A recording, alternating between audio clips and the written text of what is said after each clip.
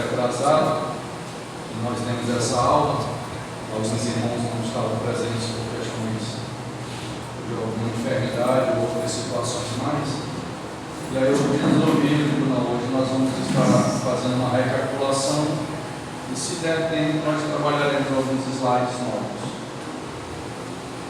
Então, o que nós trabalhamos no domingo retrasado foi justamente sobre as 5 chaves para a interpretação, que são elas.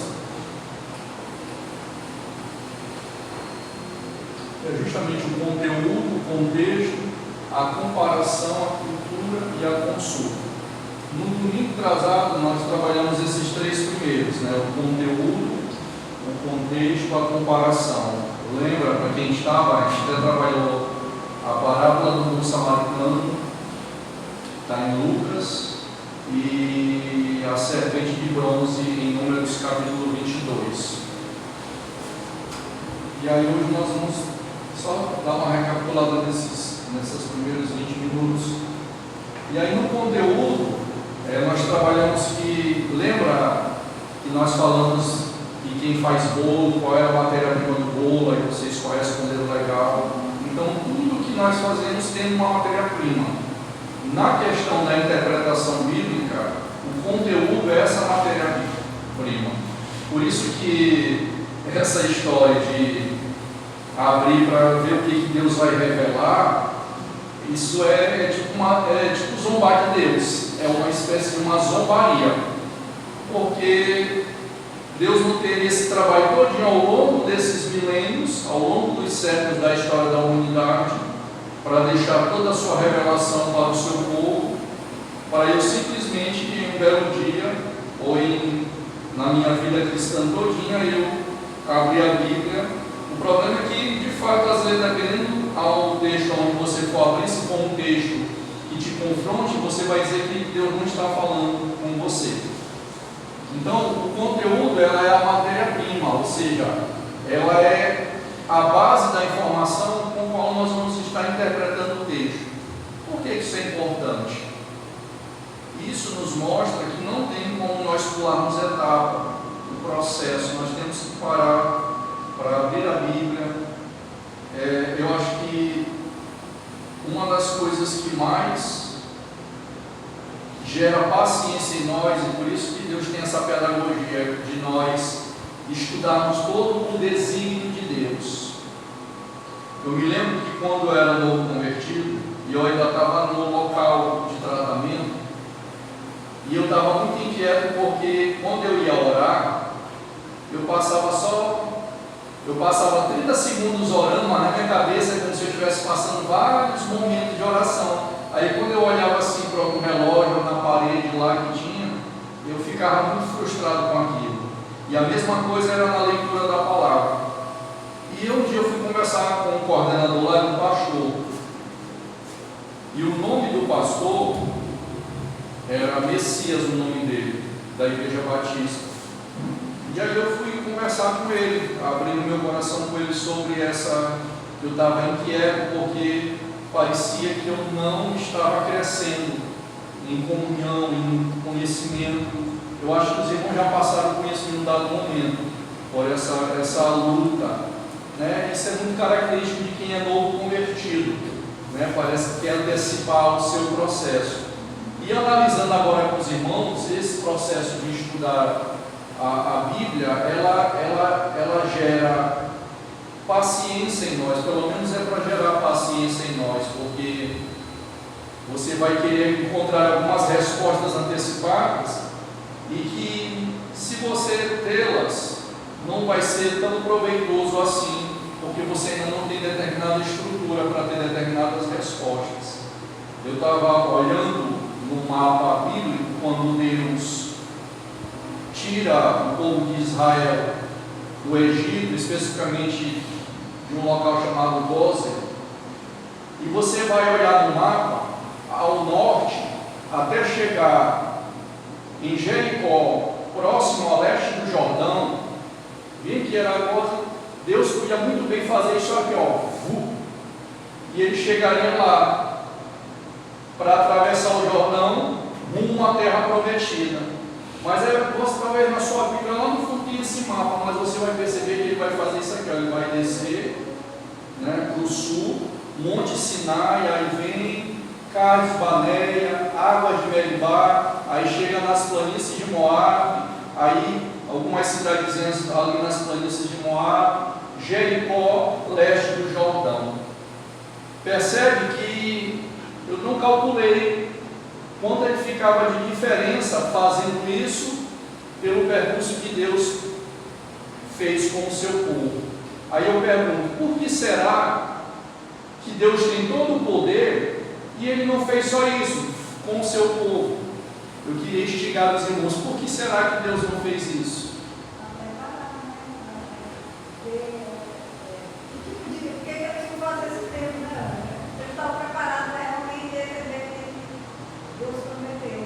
Deus estava preparando a mentalidade de um povo, né? Ou seja, eles não estavam preparados. Em vários sentidos eles não estavam preparados. Depois o pastor Rodrigo uma palavra.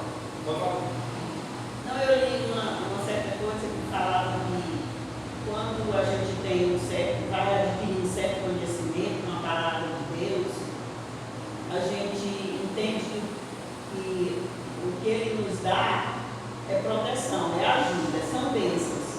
E quando a gente pede e não consegue, é um livramento.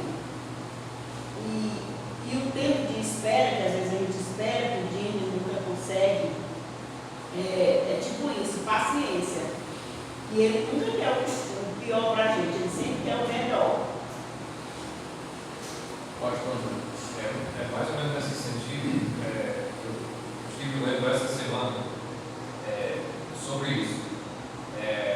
Quando o povo de Israel chegou a primeira vez na terra prometida e Moisés manda os espiões, daí os espiões voltam e conseguem botar terror no povo por causa dos gigantes que moram lá. Os gigantes, esse é um tema muito interessante no Antigo Testamento que eu estou estudando mais agora, a presença desses gigantes.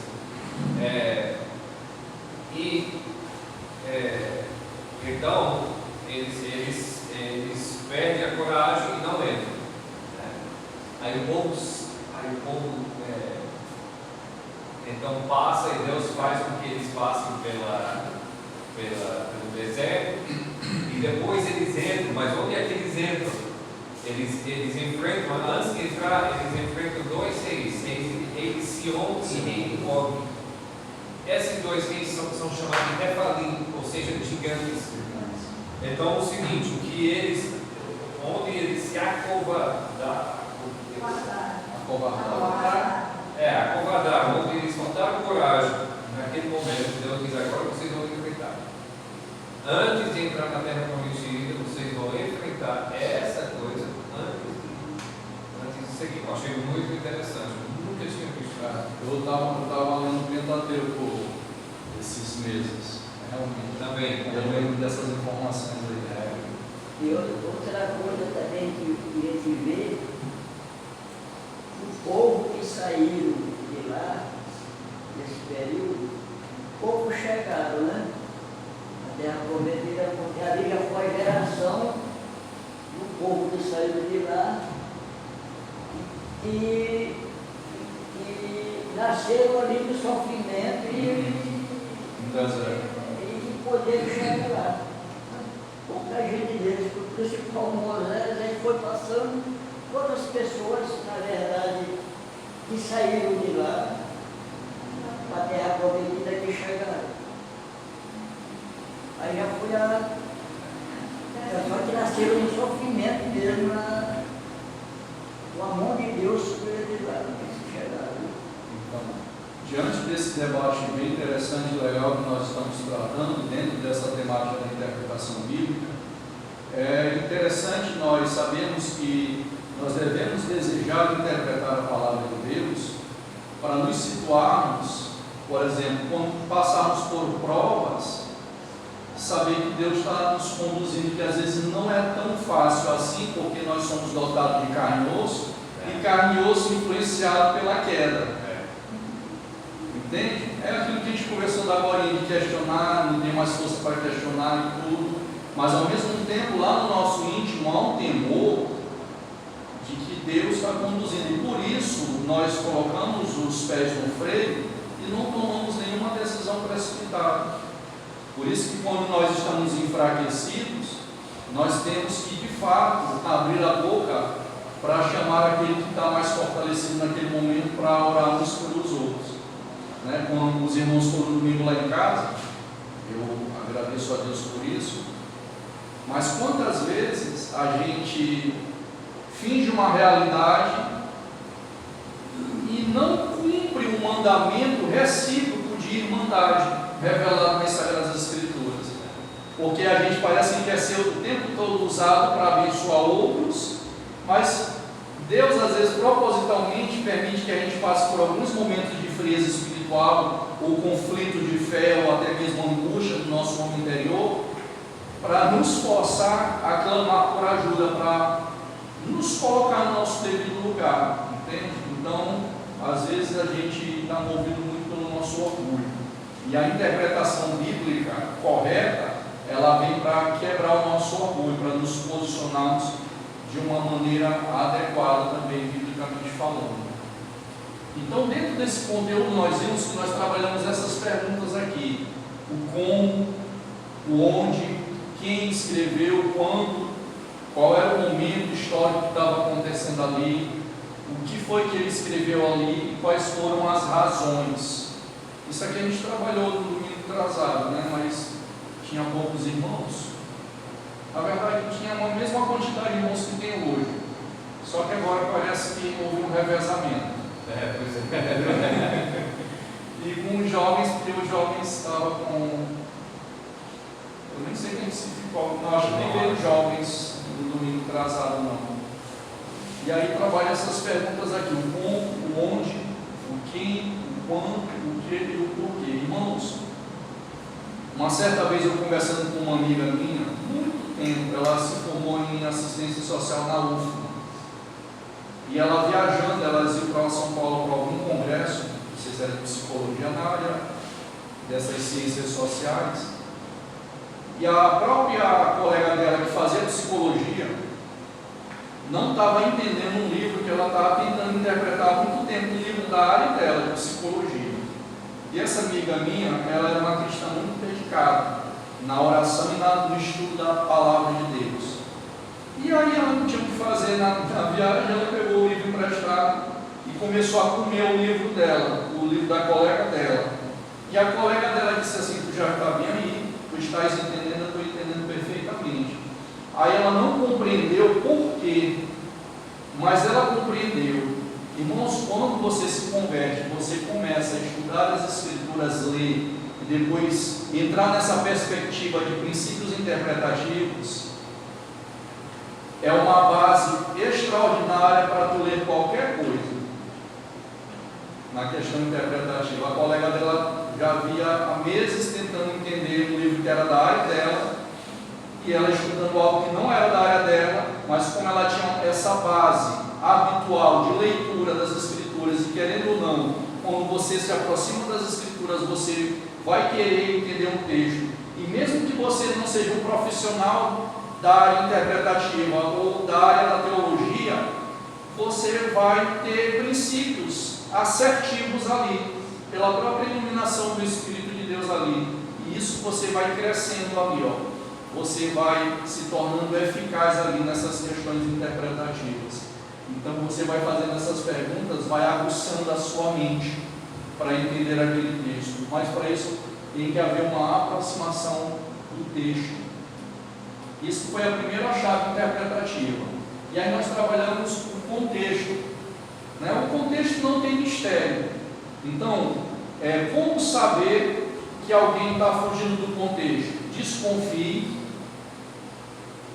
Preste atenção no que eu vou falar, porque de repente um dia o pastor André pode ler um versículo isolado, aí não vai chamar ele de herege ou Wanderson, de herege ou você mesmo, não. Mas geralmente quando algum grupo usa um texto isolado para explicar uma doutrina já definida, tem grandes chances de ele estar fora do contexto, ok? Eu não estou dizendo que todas as vezes que alguém lê um versículo isolado, ele está usando de má fé para explicar o contexto. Ele pode usar o versículo isolado e explicar o contexto. Pode acontecer as duas coisas simultaneamente. Então, a palavra contexto, essa palavrinha bíblica, o que significa? Simplesmente isso aqui, ó, o que vem antes e o que vem depois. Por isso, eu quero incentivar os meus irmãos, quando forem tentados a ler um versículo isolado, leia pelo menos 10 versículos antes e 10 versículos depois. Mas não caia na tentação de ler o versículo decorado. A gente vai ver mais lá na frente como a parábola do bom samaritano, de forma alegórica, ela foi interpretada por muitas pessoas sérias, que foi interpretada de forma alegórica e que, eu não sei se o pastor André, mas eu acho que sim, eu não sei se isso veio dos Estados Unidos, não sei se veio da Europa, mas que chegou aqui no Brasil. Se alguém com certeza veio lá. Igrejas que são movidas pela palavra rema. Sabe o que é isso, né? É uma palavra revelacional. Você abre o texto, né? Mas assim, não é a revelação como a gente trabalha aqui, histórica, literal, interpretativa, não é? É uma palavra que Deus te traz ali, baseado num determinado texto ali, mas que ela é nova para ti ali naquele momento. É que ele chama de palavra rema, né? Palavra rema. E já uma má interpretação dessa palavra grega, entendeu? Então, o contexto significa antes e depois. Então, isso vai nos forçar de uma forma bem saudável a nos debruçar em todo o texto, Então, você vai ver, por exemplo, no finalzinho, no meio de alguns capítulos, o porquê que Jesus está tratando de alguns assuntos. Às vezes ele está respondendo uma pergunta de alguém lá em cima, mas se você não tem essa informação, vai comprometer toda a sua interpretação e você vai colocar os seus ideais, os seus pensamentos ali. Então, o contexto é justamente isso, o que vem antes e o que vem depois. Então, existem vários tipos de contextos, né, que nós trabalhamos. O contexto literário, que aí a gente trabalha a unidade das Escrituras. Guarde isso bem na cabecinha de vocês. A unidade das Escrituras. Então, nós não podemos perder isso de vista. Essa revelação progressiva de Gênesis a Apocalipse, está tudo conectado, né? Quando você percebe tudo que acontece em Gênesis, os sacrifícios, a própria genealogia, porque que no Pentateuco, principalmente em Levíticos e Números, trabalha muito a questão de genealogias. Ali ele está dando ênfase na preservação da linhagem, da qual viria o Redentor. Então, tudo isso é importante. Nós compreendemos, é uma preparação para o que viria, né? Sombras daquilo que viria. E o contexto literário também trabalha que nós temos que olhar a Bíblia como um todo. Paulo, quando se despede dos presbíteros na igreja de Éfeso, no finalzinho de Atos, ele vai sair com a consciência tranquila e dizer: olha, o meu sangue, o sangue de vocês não vai requerer mais sobre mim, porque eu apresentei para vocês todo o desígnio de Deus. E quando eu ouço essa expressão, todo o desígnio de Deus, não sei porquê, mas eu associo com pregação expositiva, continuada, ensinando de Gênesis até... Eu estava conversando com os irmãos pentecostais, eu estava trabalhando sobre isso, eu estava conversando sobre essa questão de... eu até pensei que eles iam retrucar, mas eles concordaram, de que é uma forma mais saudável de trazer vida e saúde para a igreja a pregação expositiva, né? Porque é muito raro ver esse tipo de mensagem nas igrejas de outras linhagens. Então, no contexto histórico, nós vamos trabalhar o que está acontecendo, aonde na história a passagem se encaixa, o que está acontecendo no mundo naquela mesma época. E aí tem o contexto social e cultural que nós nos detemos, nós vamos trabalhar hoje. É a cultura dos tempos bíblicos, a sua influência e as formas de comunicação, né? Aí entra as línguas originais, o hebraico, o aramaico e o grego. Aí tem o contexto geográfico, como por exemplo, aí fala que nos pentecostais, essa questão da saída do Egito veio fresquinha agora aqui, não estava no script, mas aí senão eu teria colocado aqui o mapa para a gente ver com os próprios olhos essa questão, por que Deus não fez isso, mas fez todo esse outro percurso, entendeu? Contexto geográfico, né? A gente está analisando ali com os nossos próprios olhos que Deus estava preparando um povo que estava, vamos dizer, cruzinho. E isso é tipo, por isso que eu não estou lembrado, o pastor me corrija se é na carta a Timóteo, que Paulo vai orientar Timóteo que não pode ser neófito para assumir algumas posições de liderança, a fim de que Satanás não o envergonhe. Alguma coisa desse sentido, em Timóteo, né? Então, porque tem todo um tempo, né? Então, aí, por exemplo, aqui no Brasil, é uma febre, né? Negócio de pregadores mirins, profetas mirins. Se pelo menos pregasse a palavra, né? Mas aí é off the king, the power, não sei o quê, né? Isso é em inglês mesmo, né? Tem algumas palavras em inglês colocadas para fazer soltas, né? Ah, tá. Então, no contexto geográfico, ao nos aproximar do texto sagrado, nós vamos responder como era o terreno, a topografia, como era o clima, né? Por exemplo, aquela passagem da tempestade de Jesus com os discípulos, né? Ali já era muito comum, por causa das montanhas, entre uma e outra, entrava ventos com velocidade ali, só que aquela tempestade ali já era fora do normal, mas ali era uma área onde corria ventos fortíssimos ali, por causa dessa questão geográfica ali, dos picos, das montanhas, qual era o tamanho da cidade. Então, tudo isso aqui está envolvido dentro desse contexto geográfico, analisar essas questões. Muitas vezes, onde acontece uma coisa, no Antigo e no Novo Testamento é importante. Então, por exemplo, o sacrifício, quando Abraão sacrifica, quase sacrifica Isaac, né? Isso acontece no mesmo monte que é depois construído o templo, certo? Então, é muito significativo isso. E os dois eventos são eventos onde a ira de Deus é desviada e colocada no sacrifício, né? É um exemplo. Outro exemplo é o Monte Horebe, depois que eu estava lendo, onde aconteceu a transfiguração.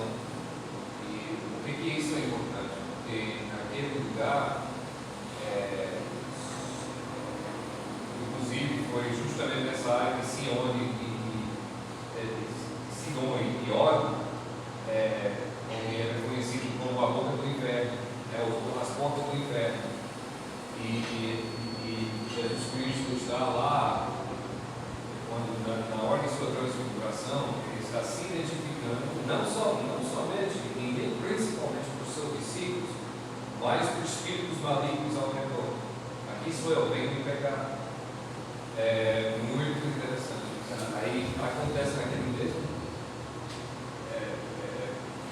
Já que a gente está falando dessa questão geográfica, depois de mais de 20 anos na igreja e lendo a Bíblia, eu já tinha prestado atenção, mas nunca, parece que não tinha significado. Eu percebi, quando Deus coloca o jardim no Éden, vai aparecer uma expressão, uma localização, leste. E quando no Êxodo Deus dá ordem para a construção do tabernáculo, é leste também, né? Para o Oriente, onde o sol nasce, né? Aí eu achei aquilo ali interessante. Essas são palavras que estão lá com um propósito, com um significado. Só que às vezes a gente precisa de um certo tempo para compreender essas coisas também. Principalmente que você vê que foi escrito pelo mesmo autor. Então ele vai, ele está dizendo, olha, o tabernáculo está olhando para o jardim que é. É sempre um retorno ao Éden. Né? Por isso que lá no final de Apocalipse termina com essa questão de árvore, da vida, comer o fruto, e quem comer, né, nunca mais serão curados, né, alguma coisa nesse sentido. O auge assim, os símbolos, digamos, o auge da presença de Deus com o homem no Antigo Testamento é uma cidade, Jerusalém e uma jardim. O que nós temos no Novo Testamento? Nós temos no Apocalipse, nós temos a junção de quê? A cidade e o jardim. O jardim se encontra dentro da cidade. Aí é espetacular. Beleza. E aí vem um contexto teológico, ou seja, quer compreender o que o autor e aquele primeiro público, qual era a visão, qual a cosmovisão que eles tinham sobre Deus, né? Qual o relacionamento com Deus, como é que era, aonde a passagem se encaixa na expansão das Escrituras. Por exemplo, você está lendo um texto do Novo Testamento, está fazendo menção ao cumprimento de algo do Antigo Testamento. Nós vamos ver lá na frente, por exemplo, a serpente de bronze, né, que o pastor já até pregou aqui, que ele tirou uma dúvida milenar que eu tinha, que me atribulava. Eu não sei se você se lembra, que eu procurei depois do culto, aí o senhor foi profeta de Deus no sentido de esclarecer uma dúvida bíblica minha e me martirizava, porque eu tinha fazia muita confusão. Como é que se encaixava essa serpente de bronze relacionada a Cristo? Né? Assim, a questão do pecado. Eu tinha dificuldade de encaixar, estava faltando alguma coisinha para encaixar. Aí teve dia que o senhor pregou tarde de foca. Eu entendi, mas aí depois eu reforcei com o senhor individualmente para esclarecer aquilo. Por isso que às vezes você está ouvindo uma mensagem aqui, aí Deus está te iluminando, mas às vezes você sai daqui com um pouquinho de dúvida, chama o pastor, o pregador, para esclarecer aquele pontinho que às vezes ainda ficou com uma pequena pulguinha atrás da orelha, né?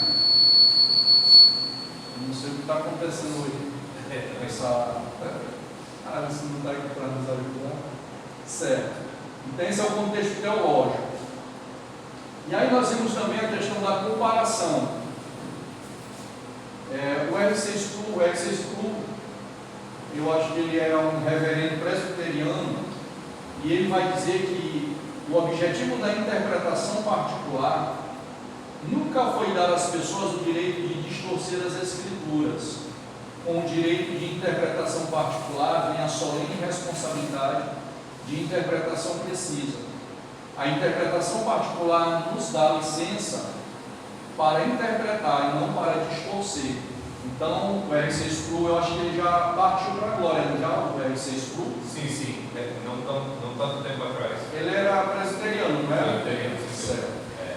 Então, essa palavra que ele está aqui, esse pensamento dele aqui, ele está mostrando que essa interpretação particular, ela não nos dá margem para distorcer o que o texto está dizendo, mas ela, muito pelo contrário, ela nos dá uma responsabilidade para interpretar corretamente, de forma responsável, o que o texto está dizendo.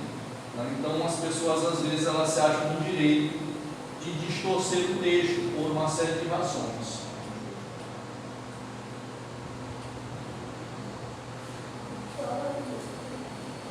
Então, nessa fase da comparação, nós vamos trabalhar o que é a principal princípio hermenêutico, que é as Escrituras interpretam a própria Escritura. Então, nós vamos comparar Escrituras com Escrituras. O maior intérprete das Escrituras são as próprias Escrituras. Eu estava analisando que, por exemplo, não tem um livro do D.A. Carson com vários outros autores que é um calhamaço, eu até tenho ele lá em casa, o Antigo Testamento sendo usado no Novo Testamento, alguma coisa assim. Então eles vão reunir todas essas passagens que tem no Novo Testamento que está correlacionado com passagens do Antigo Testamento. Aí você diz, mas isso aí é porque Deus chamou ele para isso, ele teve tempo suficiente, junto com a equipe, para reunir essas informações. Mas onde ele está? Todas lá nas Escrituras. Só que ele foi chamado para isso, porque isso aí não foi da noite para o dia, né? Levou com certeza anos para eles confeccionarem, elaborarem, reunir estas informações, mas está lá. E material como esse é nada mais do que isso, é fazer a comparação das Escrituras com a própria Escritura, né? Tanto é que ele é bom para quem ensina, para quem prega. O senhor conhece esse material do Diacácio? Que ele pega passagens do Novo Testamento e correlaciona com todas as passagens do Antigo Testamento. A Cássio conhece, mas esse material específico ele foi lançado já tem alguns anos, acho que uns 8 anos, 7 anos atrás. Então, nós vamos trabalhar que o maior intérprete das Escrituras são as próprias Escrituras. Por isso que uma outra observação que no domingo atrasado eu não falei e me veio agora à mente. Quando nós estamos falando isso aqui, somente pelas Escrituras, cai por terra a ideia de um guru. Um guru que eu falo é ou um profeta ou uma profetisa que tem escritos que vão nos dar normas, não, o que vai nos direcionar é as Escrituras. Mas na Batista ou na Assembleia não tem homens que escreveram? Sim, eles escreveram, mas ele não está trazendo nenhuma norma, como existem alguns grupos que a base da sua fundação é baseado em um homem ou uma mulher. É interessante que nós, às vezes, de um modo geral, esses mesmos grupos criticam o sistema papal, mas eles têm algo parecido, só que com um outro nome. Entende? Mas que está lá ditando normas e regras por detrás. E aí, uma coisa que eu fiquei assim abismado, porque eu pensei que eu conhecia esse grupo, mas na hora do batismo, o que Jesus fala? Batizar em nome do Pai, do Filho e do Espírito Santo. Lá é em nome do Pai, em nome do Filho, em nome do Espírito Santo. E aí tem uma frasezinha que eles utilizam lá com o nome da pessoa que fundou. E quem colocou isso no YouTube foram membros que saíram insatisfeitos desse grupo. O senhor já sacou do que eu estou falando, mais ou menos. O senhor até trabalhou aqui nas quartas-feiras. Pois é, você pode ir lá no dia do batismo, no site do YouTube da nossa igreja e ver a palestra com mas essa é novidade. Para mim também foi. Não está com muito tempo que eu olhando, eu digo, rapaz, eu não estou acreditando nisso não. Se você ver o link desse aí, poder me mandar, tá bom, eu agradeço. Isso não está com 2 meses que eu olhei isso aí. Numa igreja acontecendo na hora no batismo lá na cisterna, lá na piscina, lá dentro da igreja mesmo. E aí acrescentavam o nome do Pai, do Filho, do Espírito Santo, e aí colocando uma obrigação, só que não com essa palavra, para a pessoa se sentir coagida, porque é tipo um contrato, tu está te batizando em nome do Pai, do Filho e do Espírito Santo, mas aí me tornei membro, mas aí amanhã, aí eu sou o meu pastor. Aí amanhã eu começo a ler, mas as Escrituras não estão dizendo isso aqui. Não está compatível com o ensino de fulano e tal. Não, mas lá quando tu te batizou em nome do Pai, do Filho, do Espírito Santo e tem uma ressalvazinha lá com o nome do fundador. Vocês estão conseguindo me acompanhar? Isso é antibíblico. Isso é acrescentar o que não é para acrescentar nas Sagradas Escrituras. Isso é doutrina de homens, isso não é doutrina de Cristo, entendeu? Por isso que é importante nós vermos as Escrituras como o maior intérprete. Por isso que todo pastor, todo homem de Deus, toda mulher de Deus, todos eles têm que ser confrontados pelas Sagradas Escrituras quando necessário. Se um pastor, ou um homem ou uma mulher de Deus, estiver trazendo um ensino duvidoso e ele não se permite ser confrontado pelas Sagradas Escrituras, ele está temendo o quê? Entende? Ele não tem que temer. Se ele é homem de Deus, se ele estiver vacilando, ele tem que reconhecer o seu pecado, né? E agradecer aos irmãos que tiveram coragem e sabedoria para confrontá-lo pelas Escrituras. Eu estou falando isso porque existem igrejas próximas de nós, que é uma igreja ortodoxa, as doutrinas são bíblicas, mas às vezes o pastor ele tem uma blindagem, né? Ele pode ensinar uma coisa deturpada aqui, mas você não tem o livre acesso. É engraçado, você tem o livre acesso a Deus, mas não tem o livre acesso a Ele, para dizer, pastor, aquele texto lá eu acho que o senhor explicou direitinho, ainda tem que ser muito jeitinho, para ver se ele te atende, né? Para ver se ele recebe aquela palavra ali. E aí isso serve para qualquer pregador. Agora vamos abrir lá em Lucas 10. Aqui a gente trabalhou no domingo retrasado. Nós lemos esse texto de Lucas 10. Eu vou fazer a mesma coisa hoje, já que nós vamos colocar em prática, né? Nós vamos fazer a leitura do versículo 25 ao 37, Lucas 10, que é a parábola do bom samaritano.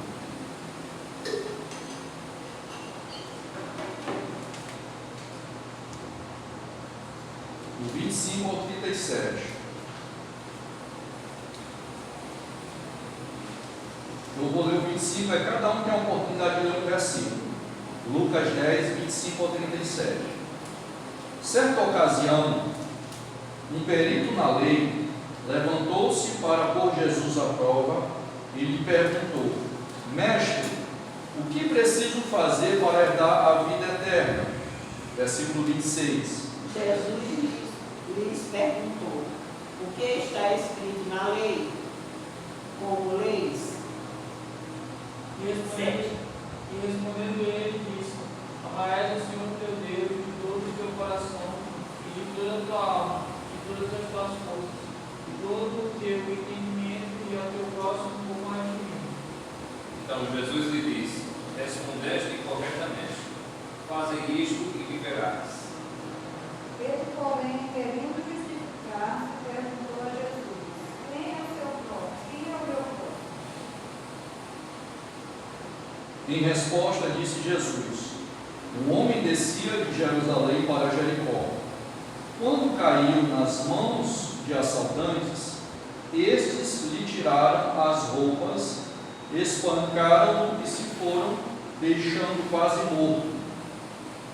E ocasionalmente descia pelo mesmo caminho um certo sacerdote, e vendo, passou de lá. Semelhantemente, um levita descia por aquele lugar e, vendo-o, também passou de lá. Certo samaritano que seguia o seu caminho, passou de perto, vendo, compreendeu, compareceu-se dele. E aproximando-se, atou-lhe as feridas e deitando-lhes azeite e vinho, e pondo sobre a sua cavalgadura, levou-o para uma estalagem e cuidou dele.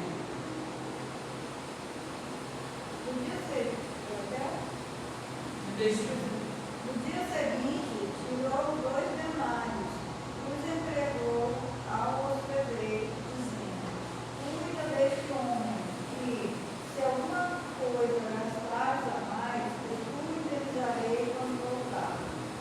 Qual destes três que parece ter sido um próximo homem que caiu nas mãos dos salteadores?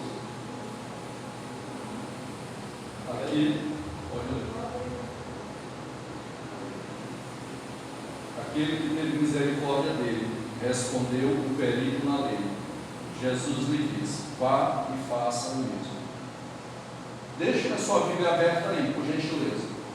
Eu vou mostrar agora algo interessante, vocês vão me dizer se tem alguma coisa a ver com o que nós acabamos de ler.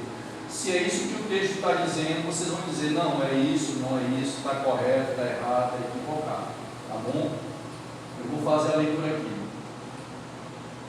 Aqui foi usado por muito tempo por alguns homens, teólogos, que nós chamamos de método alegórico de interpretação, né? É quando você tenta encontrar algo obscuro que está por detrás do texto, né? Parece ser muito bonito, né? E aí eu entendo, algumas igrejas no nosso país, elas são movidas por interpretação alegórica. Por exemplo, esse texto que nós acabamos de ler, olha como é que eles interpretam cada item. O homem que estava descendo, o texto não fala, o homem que estava descendo antes de ser assaltado, aí quem usa a método alegórico vai dizer que esse homem representa Adão. Jerusalém, no caso lá, representa o paraíso. Jericó representa o mundo. Os salteadores, no caso os assaltantes, representam o mal, ou os demônios, ou Satanás. O sacerdote e os levitas representam a lei e os profetas que não têm o poder de salvar. O samaritano, que acolhe aquele que estava semi-morto, representa Cristo. A estalagem, a qual ele é levado no animal, representa a igreja. O dono da estalagem representa o pastor. Os 2 denários que ele dá para o dono da estalagem representam o batismo e a ceia. E ele vai resolver algum problema e diz que vai retornar, né? O samaritano representa a segunda volta de Jesus Cristo. Aí eu quero compartilhar com vocês. Muito criativo. Você é muito criativo, é muito cômico, né? Vocês acham que o texto está querendo dizer isso? O texto. Como é que se inicia o texto? Eu quero que é isso que vocês aguçem na mente de vocês. Quem é que chega para quem? Ele faz primeiro uma pergunta, Jesus vai rebater com uma outra pergunta, aí depois Jesus vai se remeter a texto lá de Deuteronômio, ele também está citando texto de Deuteronômio, aí ele quer testar Jesus, aí Jesus lança uma outra pergunta, ele lança uma pergunta relacionada a quem é o meu próximo. Aí Jesus vai explicar contando essa história. Aí eu pergunto, analisando esse texto, da forma como vocês leram, isso aqui faz sentido? É isso que o autor estava querendo dizer? Tem algum indício lá no texto, no contexto, que esse homem está falando de Adão? Tem algum indício de que Jerusalém aqui está representando o paraíso? Que Jericó representa o mundo, que os salteadores representam os demônios, os sacerdotes e os levitas representam a lei e os profetas, o samaritano representa Cristo, a estalagem representa a igreja, o dono da estalagem representa o pastor, os 2 denários representam o batismo e a ceia, o retorno do samaritano à segunda volta de Jesus Cristo.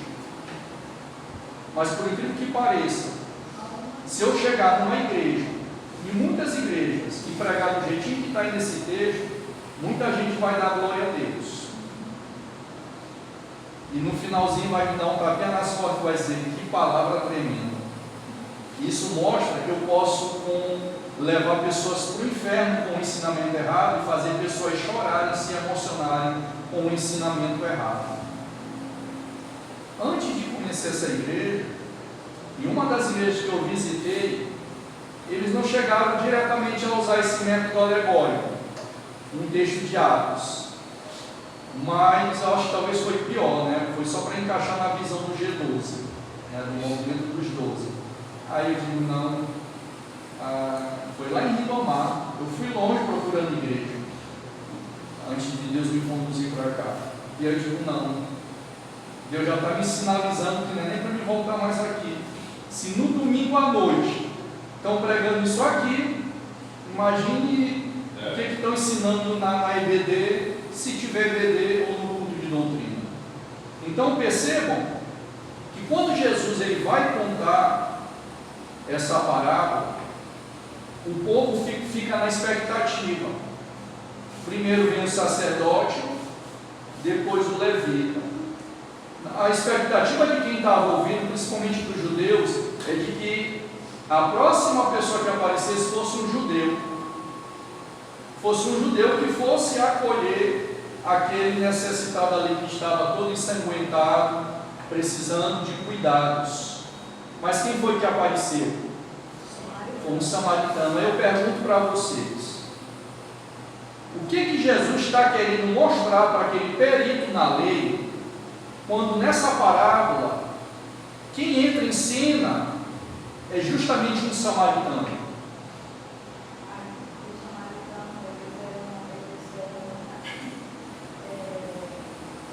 Pessoas de baixo nível, né? Eles não eram. Para os judeus, né? E o samaritano, o homem que fala, né? Que é um pouco da lei, né, que inicia as escrituras, o todo, né? Que fala de amor, pregado. Conhece, na verdade, a lei, né? Ele não sabe o que tem que ser feito. É no mínimo estranho, né? São esses textos que me faz, ao olhar para as situações que a gente vivencia, problemas com o vizinho, tudo, que me faz eu não dar cabo ao que o meu coração às vezes me pede, quando eu me lembro de contextos como esse. Porque quem é o meu próximo? Mas geralmente, vamos trazer essa pergunta, como nós interpretamos no nosso dia a dia? Quem é o próximo que você gostaria que fosse o seu próximo, pastor André? O próximo que eu gostaria Que fosse o seu próximo. sei, talvez. Na prática, no dia a dia. O prefeito, né? Alguém que nos favorecesse, né? Isso. Alguém que tem a mesma linhagem ideológica, a mesma pegada de fé. Mas não é isso que Jesus trabalha aqui, quando ele coloca o samaritano. Eu acho Irmão, e a resposta dele foi bem clara logo, não tem nem como.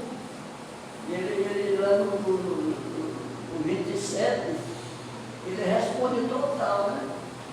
Mas tem uma perguntinha antes de ele lançar a parábola, que volte aí no texto, lá no versículo 26, quando ele pergunta para Jesus o que ele ia fazer para herdar a vida eterna, Jesus pergunta o que estava escrito na lei.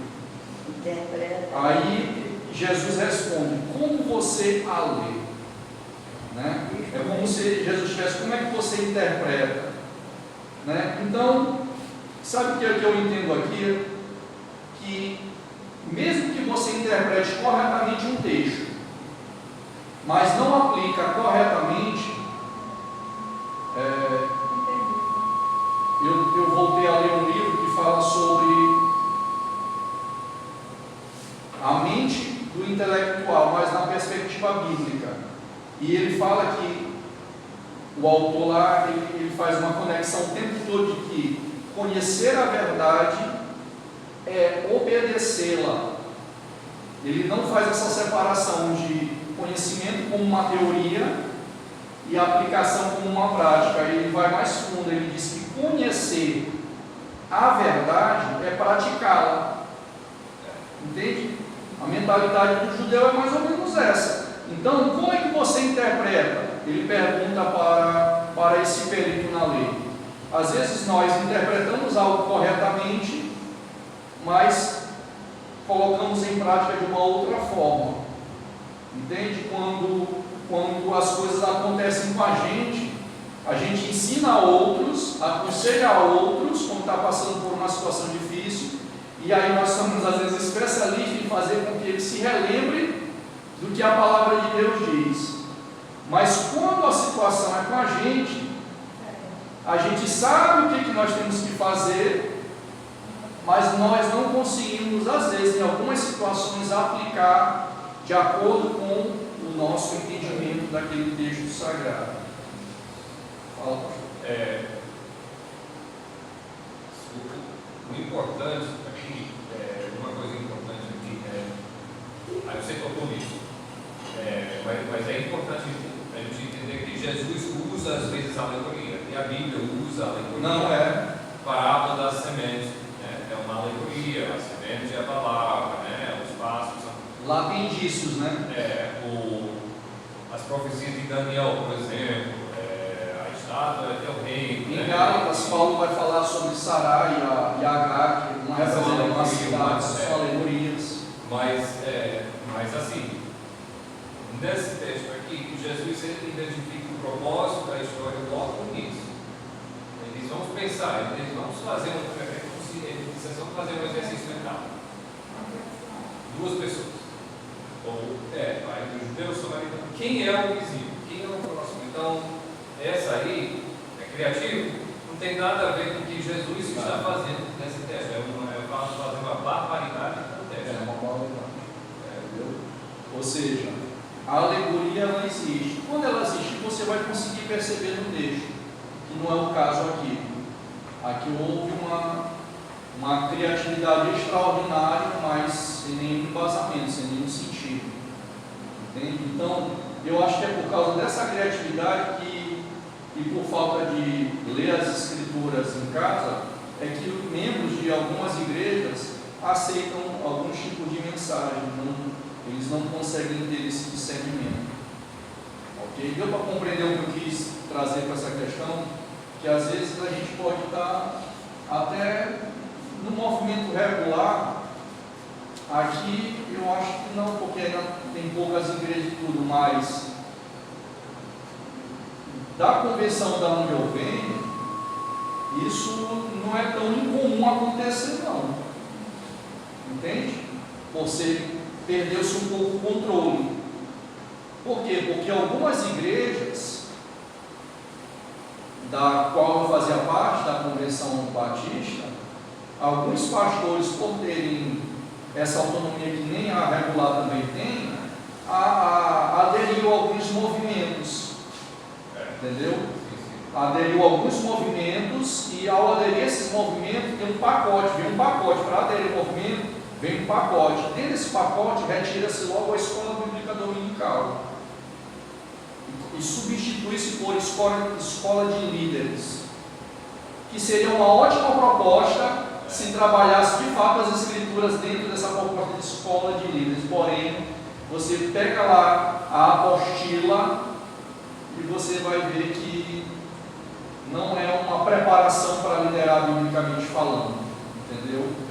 E aí você recebe, e geralmente quem se forma nessa escola de líderes, aí vai montar a sua célula, e se sobressair, houver multiplicação muito rápido, você automaticamente vai ser visto com bons olhos, e não vai demorar muito, você vai ingressar no ministério pastoral. É assim que a banda toca nesses movimentos. Eu tenho um primo que faz parte desse negócio aí. Agora vamos lá para Números capítulo 21, a serpente de bronze no deserto. Um outro exemplo para ver a conexão, já que a gente está trabalhando a questão da unidade da Escritura. Números 22.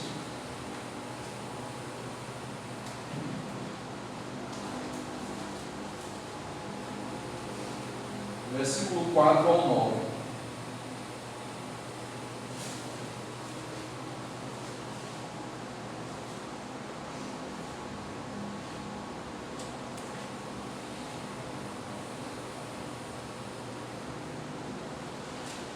Eu vou ler o versículo 4 aqui e os irmãos têm a oportunidade de ler cada um versículo.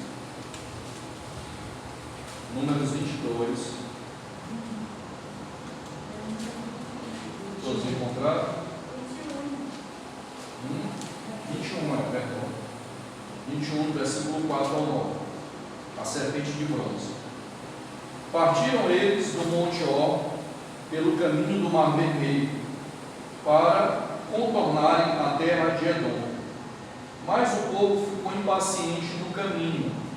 Versículo 5. E o povo falou contra Deus e contra Moisés: por que nos fizeste subir do Egito, para que morramos nesse deserto, onde não há pão nem água, e a nossa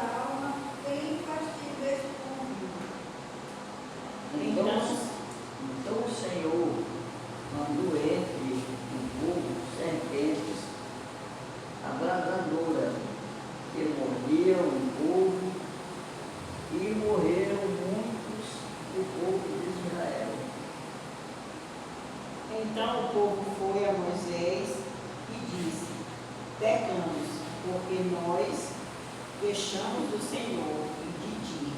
Ora ao Senhor para que ele afaste de nós estas serpentes. E Moisés orou pelo povo.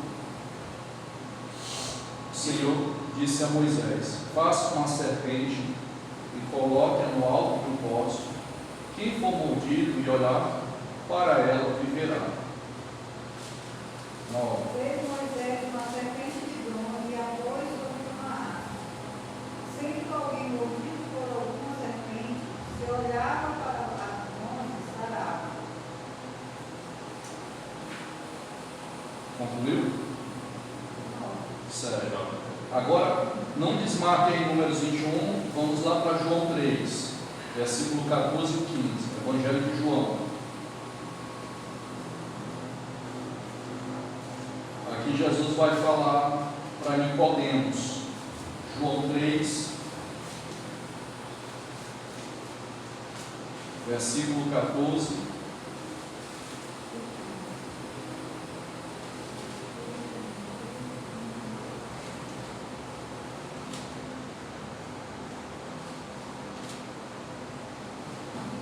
É 14 e 15, né? 14 e 15.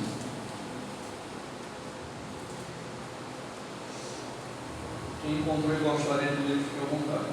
E do modo com que Moisés levantou a serpente do deserto, assim importa que o Filho do Homem seja levantado, para que todo que nele crê tenha a vida eterna. Então, o que há de semelhante entre a serpente do bronze, levantada aqui no deserto por causa da reclamação, da murmuração, e com o que Jesus Cristo fala aqui para Nicodemos, voltando, fazendo alusão a essa serpente de bronze no deserto? Primeiramente, por causa do pecado do povo, o povo foi picado pelas serpentes abrasadoras que Deus colocou no deserto. Eles veem o mal que eles cometeram, clamam, falam com Moisés para que Moisés clame a Deus para que ele tenha misericórdia dele. E aí Deus vai dar essa ordem a Moisés para que levantasse essa serpente de bronze, e todo aquele que olhasse para essa serpente, todo aquele que foi picado e olhasse para essa serpente, seria curado. Jesus, na conversa com Nicodemos, vai dizer que da mesma forma que essa serpente foi levantada por Moisés lá no deserto, era necessário que o Filho do Homem também fosse levantado para que todo aquele que nele crê tivesse a vida eterna. Então, aquela serpente ali, assim como Cristo, fala que, por exemplo, todo aquele que fosse levantado no madeiro seria considerado maldito. Então, a serpente levantada ali representava a maldição do pecado, assim como Cristo se tornou maldito, não por causa do pecado dele, mas por causa do pecado de outros, no caso pelo pecado de Wanderson, pelo pecado do pastor André e de cada um dos irmãos aqui presentes. Então representa tanto a maldição, porque ele se tornou maldito em nosso lugar, e tem algo semelhante, teria que olhar. Esse olhar não era simplesmente olhar, mas esse olhar simboliza o coração arrependido por causa do seu próprio pecado. Não é só olhar. Esse olhar é tipo o que acontece muitas das vezes em muitas igrejas, né? O levantar a mão. Às vezes o levantar a mão pode não significar nada, mas pode significar, desde que seja um fruto de um arrependimento do próprio coração.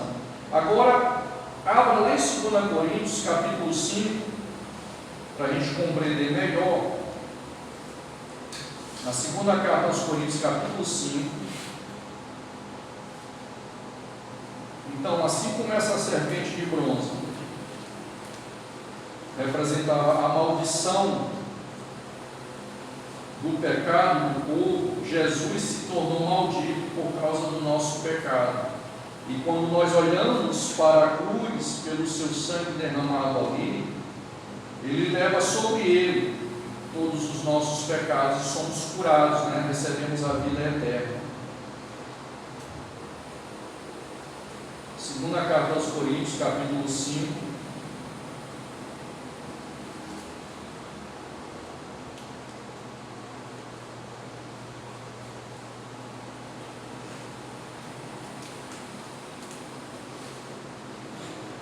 Versículo 18 ao 21.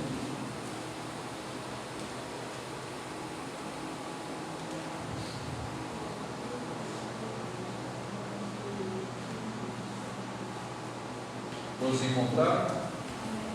Diz assim: tudo isso provém de Deus, que nos reconciliou consigo mesmo por meio de Cristo e nos deu o ministério da reconciliação. Ou seja, que Deus em Cristo estava reconciliando consigo o mundo, não levando em conta os pecados dos homens, e nos confiou a mensagem da reconciliação. Portanto, somos embaixadores de Cristo, como se Deus estivesse fazendo seu apelo por nosso intermédio. Por amor a Cristo, lhe suplicamos, reconciliem-se com Deus. Deus tornou-se pecado por nós, aquele que não tinha pecado, para que nele nos tornássemos justiça de Deus. Então, assim como a serpente representa essa maldição por causa do pecado, Cristo, ele se faz pecado, ele se faz maldito, maldição por nós, para que a justiça de Deus fosse operada, e para que pudéssemos estar hoje aqui, para que pudéssemos experimentar o ministério da reconciliação. Ou seja, todos nós estávamos afastados de Deus e nós precisávamos experimentar esse milagre da reconciliação, da obra justificadora, e é o que nos faz entrarmos confiantemente no trono da graça do Senhor. E eu creio que é até 10 mil, né, pastor? Isso. Então a gente vai finalizar por aqui com essa passagem para mostrar, com esse texto do Antigo Testamento e do Novo Testamento, para nos encorajar e nos estimularmos a estudar